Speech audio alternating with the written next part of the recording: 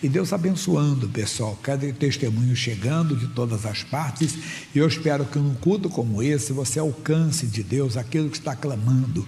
Quando as pessoas estão aqui por uma pessoa enferma, às vezes até desenganada pelos médicos, mas nunca podemos desistir, porque a Bíblia diz que os impossíveis para os homens são possíveis para Deus, e às vezes esquecemos, e diante de um diagnóstico, diante de uma situação aparentemente adversa, nós entramos em pânico, perdemos a paz. Não, vamos confiar no Senhor de todo o nosso coração, vamos confiar naquilo que a palavra de Deus diz, e Deus vai abençoar, Deus vai se manifestar, pode ter certeza.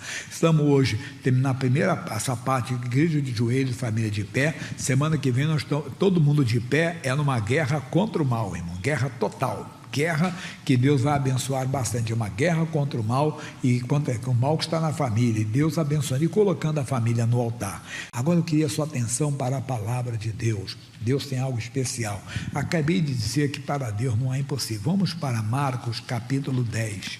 Não tire os olhos da palavra. A palavra de Deus tem que estar diante dos nossos olhos. Marcos capítulo 10. Isso vai ajudar, versículo 17, tá? 10, 17.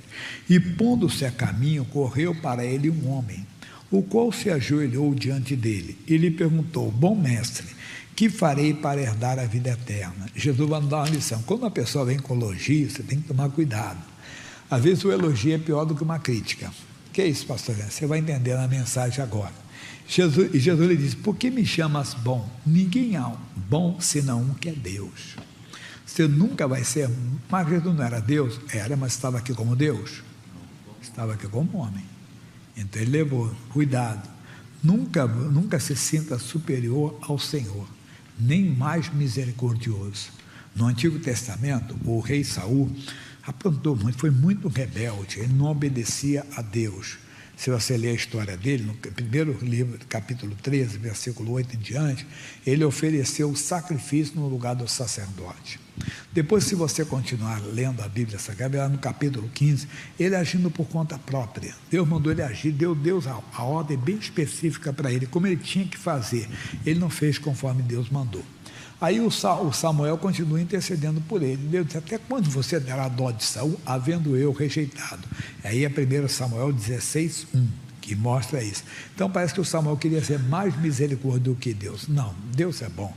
Deus não tem maldade com ninguém. Até quando ele tira algo, Deus sabe o que está fazendo. Ele é Deus. Nunca questione Deus. Nunca discuta com Deus. Nunca brigue com Deus. Deus é bom em todo o tempo. Deus é misericordioso.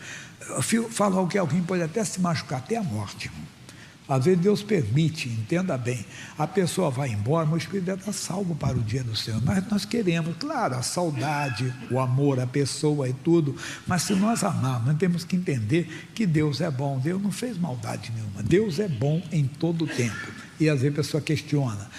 Ele disse: olha, Deus é bom é Deus. Aí ele vai falar para ele: tu sabes os mandamentos? Não adulterarás, não matarás, não furtarás, não dirás falsos testemunhos, não defraudarás alguém, honra teu pai e tua mãe. Ele, porém, respondeu e disse: mestre, tudo isso guardei desde a minha mocidade. Talvez se alegrando, né? Dizendo: olha, se for por isso, eu já estou salvo já, porque eu guardo isso desde a minha mocidade. Mas Jesus mostrou algo para ele.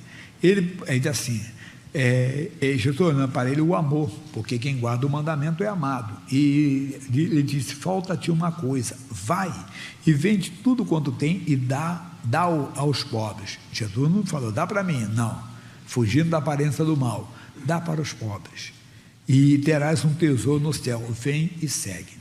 Você notou que ele falou que guardava os mandamentos, mas o principal mandamento não guardou, que é amar a Deus sobre todas as coisas. Mas ele, contrariado com essa palavra, retirou-se triste, porque possuía muitas propriedades. Mas tem muita revelação nesse versículo. Qual a revelação? Primeiro, que eu falei que ele não conseguiu colocar Deus em primeiro lugar. Entenda, mas ele perdeu. Primeiro, que poderia ser um teste. Lembra quando Deus pediu para Abraão? O que ele pediu para Abraão? A vida do filho de Deus. Ele não queria, não. Foi só um teste e uma prova, e ele provou o seu amor por Deus, mas Deus não quis. Hoje nem essa prova Deus faz, Não tem essa prova hoje, não existe, entende? Não existe essa prova, não entre nisso de maneira alguma, não existe essa prova. Poderia ser só um teste com ele, mas ainda que fosse verdadeira, fosse realmente uma situação, a Bíblia diz, se você perder alguma coisa, vamos ver isso daqui a pouco, por amor de mim e do Evangelho, você vai ganhar mais.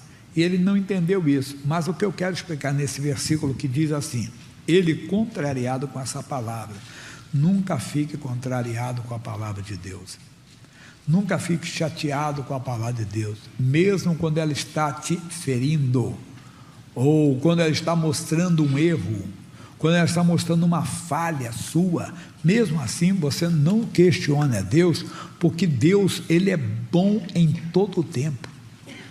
Jamais aceite, entenda bem, aceite com que alguém, entenda, consiga fazer isso com você, e tem gente que consegue, entenda, ficar chateado, não gostei dessa palavra, mas ela é de Deus, mas não é desse jeito, até, não é brincando não, chama a atenção, antigamente tinha umas caixinhas de promessa, não se usa em alguns lugares, tem caixinha de promessa, cheia de versículos da Bíblia, né, umas tirazinhas, parece até do realejo lá do homem da praça, né, que o periquito tirava, não sei se o pessoal mais antigo deve lembrar isso, ou no interior, algum lugar ainda tem ainda, né? Aí ele pede um versículo para Deus, dá um versículo aqui, ele tira, arrependa-te pecador, disse, Deus, me dê outra palavra.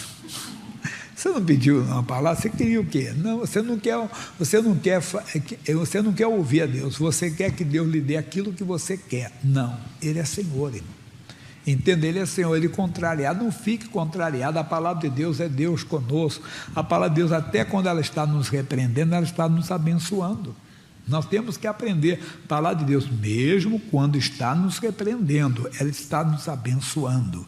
Eu digo uma vez, eu era rapaz, não era de Jesus, não conhecia Jesus, estava numa festa, o pessoal bebendo, todo mundo bebia, era alcoólatra, tudo, e alguém disse, olha, vai sair uma excursão lá para Saquarema. Saquarema é um local lá da região dos lagos, lá, um lugar bonito, né? Não era tão longe do Rio, não, mas como se fosse aqui, vamos para Ubatuba, um lugar mais ou menos assim. Aí eu estava porque fala que tinha muitas vagas no ônibus, era de graça, o pessoal estava dando, quem quisesse ir, poderia ir, o ônibus não ia vazio. Eu fui querer, né?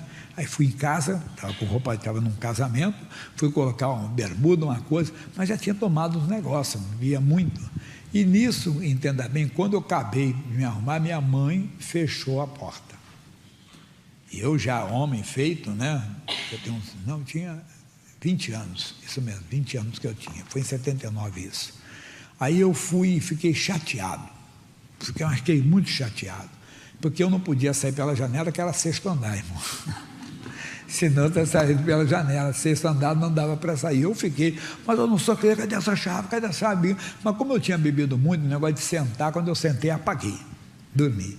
Quando eu acordei no outro dia, estava o alvoroço lá no condomínio lá que é no condomínio não é bonito, né? Lá onde eu morava, que é a comunidade, hoje é chamado Complexo do Muquiço, nós chamamos Fundação da Casa Popular, o Bloco 19, um amigo tinha morrido. Qual? Naquele passeio, ele era amigo que era parceiro de pinga, parceiro de bebida, até a família dele era até evangélica, e ele morreu porque ele entrou no mar, dizendo que ele viu seguindo uma mulher, que deve ser um demônio que o enganou, ele entrou no mar e não voltou. Disse, rapaz, eu podia ter entrado nessa. Quer dizer, a minha mãe naquele dia, ela foi usada por Deus, mas na hora eu fiquei zangado, é como nós então, o Senhor Deus às vezes usa, até como foi o caso da minha mãe, quer dizer, que me tirou aquele passeio, porque alguém estava orando por mim, minha mãe ainda não conhecia verdadeiramente a Cristo, ela ia na igreja, fazia campanha, o meu nome já estava na oração lá, mas os pastores estavam orando por mim, eu ainda não era salvo, entende? Mas o que eu quero dizer, é a palavra de Deus, que às vezes vem, mas fala ao nosso coração, nos repreende, mostra a nossa falha, mostra os nossos erros, e nós não entendemos. E ficamos chateados. Ele contrariado com essa palavra, por quê, pastor? Porque Deus quis mostrar para ele que ele amava mais as riquezas do que a Deus. Ele não quis obedecer àquele que ele chamou de bom. E Jesus disse, bom é Deus. Aí então Jesus, aí diz assim, mas ele contrariado com essa palavra, retirou-se triste. A Bíblia fala, no CD até hoje, para uma filha minha que mora na África, eu dei esse versículo de manhã para ela. Salmo 16, versículo 11. Na presença de Deus existe abundância de alegria. Se alguma coisa está chateando você, alguma coisa está roubando a sua paz, alguma coisa está deixando você inquieto, vá para a presença de Deus, que ali você não vai ficar chateado. Você não vai. Você perdeu um parente, mas está muito triste. Claro que você fica triste. Às vezes você queria a pessoa aqui, mas Deus sabe de todas as coisas. Mas na presença dele você vai se alegrar. Se alegrar não é que você vai ficar dando gargalhada. Não. Você sente a alegria da presença dele. E esse homem não. Ele não quis ficar na presença de Deus. Ele não entendeu o que era a presença de Deus. Ele saiu dali triste. Diz assim: porque possuía muitas propriedades. E ele continuou com as propriedades? Continuou. Mas não tinha a alegria da presença de Deus. E não teve o tesouro no céu. Não sei se depois faliu ou não, pode até ter ganhado mais. Mas se não se arrependeu, hoje não está na eternidade perdido. Ele não entendeu o tempo da sua visitação. Nós temos que entender o tempo da nossa visitação, quando Deus está falando conosco. Por exemplo, a luta para a família, eu falei, o que eu falei quarta-feira? Uma guerra total, guerra contra o mal, guerra total pela nossa família. Vamos fazer isso, quarta-feira começa, guerra contra o mal, guerra total, e Deus vai abençoar bastante. Aí não vamos dobrar o joelho, não, todo mundo de pé, lutando. Hoje nós dobramos os joelhos ainda, mas Deus vai operar bastante, Deus vai se manifestar de uma maneira especial. Tem que fazer o que Deus está dirigindo. Então é na presença dele que tem tudo. Aí nós vamos para a segunda parte, que depois tem mais. Então Jesus, olhando ao redor, disse aos seus discípulos: quão dificilmente entrarão no reino de Deus os que têm riquezas. Aí eles não entenderam, como nós também não entendemos, e às vezes generalizamos. O missionário falava, quando ele era jovem, né, que ele ouvia esse versículo falar do Tiago, e ele falava assim: coitados, tem riqueza, esses caras têm riqueza, mas não vão para o céu. Mas não é bem, Jesus vai explicar melhor. E os discípulos se admiravam dessas suas palavras, mas Jesus, tornando a falar, disse-lhes: filhos, quão difícil é para os que confiam nas riquezas entrar no reino de Deus. Aqui tem uma lição grande, isso eu vou falar na segunda parte, daqui a pouco. Nós temos que aprender de Jesus. Você veja que Jesus deu uma palavra e ele notou que o povo, que os seus discípulos ficaram confusos, né? Somos nós. Às vezes nós temos que, vamos dizer assim, aditar, colocar algo mais naquilo que você já falou. Calma, o que eu quis dizer é isso. O que eu quis dizer para vocês, entenda, não é quem tem riqueza, é quem confia nas riquezas. Pode ser nós. Às vezes o pastor tem que pedir essa direção, como Jesus, que era Deus, estava como homem, mas teve isso, ele teve que aditar, quer dizer, colocar algo mais ali. Ele está dizendo assim: calma, vocês talvez não entenderam, eu estou dizendo os que confiam nas riquezas. Aí nós também temos que ser simples, né, e humildes, de haver entender que falta algo, aí nós devemos dar esse algo mais, colocar algo mais naquilo que você já tinha dado. Então ele deu a explicação para eles, nós temos que ficar assim. É mais fácil passar um camelo pelo fundo de uma agulha do que entrar um rico no reino de Deus. Aí aqui tem várias interpretações, que havia uma porta em Jerusalém, né, chamada, entenda bem, justamente fundo de uma agulha, e quando à noite, depois tinha a cidade, porque as cidades eram antigamente muradas, né, para cuidar por causa das invasões, e tinha as suas portas. Então, quando se fechavam as portas, eles entravam por ali, mas o camelo era difícil para entrar por ali, era difícil, mas entrava. Aí os outros falam do buraco de uma agulha, mas não vou entrar no debate agora não. Aí ele disse, e ele se admirava ainda mais, dizendo: quem poderá, pois, salvar? Se era difícil ali, imagine. Jesus, porém, olhando para ele, disse: para os homens é impossível, mas não para Deus, porque para Deus todas as coisas são possíveis. Irmãozinho, você tem um diagnóstico de um câncer, mas ele é Deus, todas as coisas são possíveis. Mas pastor, eu já orei para uma pessoa que não foi curada. Um caso é um caso, eu já ouvi alguém falar, um caso é um caso, outro caso é outro caso. Não quer dizer, se você olhar na Bíblia Sagrada, veja José, né, mãe de Maria, ele criou Jesus, tudo bem, mas José, você não vê José depois, quando Jesus já estava adulto. E olha que ele era carpinteiro, Jesus era carpinteiro, aprendeu a opção com José, mas na crucificação você não ouve falar de José, você não ouve falar de maneira, mas por quê? Porque certamente ele já tinha morrido. Né? Então, só estou explicando isso para você. Nunca fique triste, até com. Claro, triste você tem da partida da pessoa, da saudade que você vai ter, mas não revoltado com Deus, que tem gente que fica.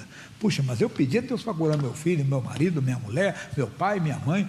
Amigo, Deus sabe de todas as coisas. Às vezes faltou até fé em nós, mas nem sempre é isso.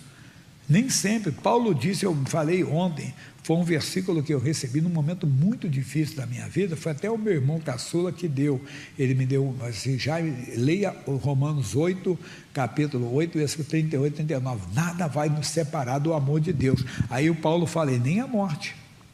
Então nada pode nos separar do amor de Deus, mas estamos falando agora de situações que hoje ainda estão aparentemente irreversíveis, ainda estão perdidas, mas diz, não fale isso, porque os impossíveis para os homens são possíveis para Deus. Está dando essa palavra bem clara para nós aqui. Aí o que eu queria explicar, e Pedro começou a dizer-lhe, eis que nós tudo deixamos e te seguimos.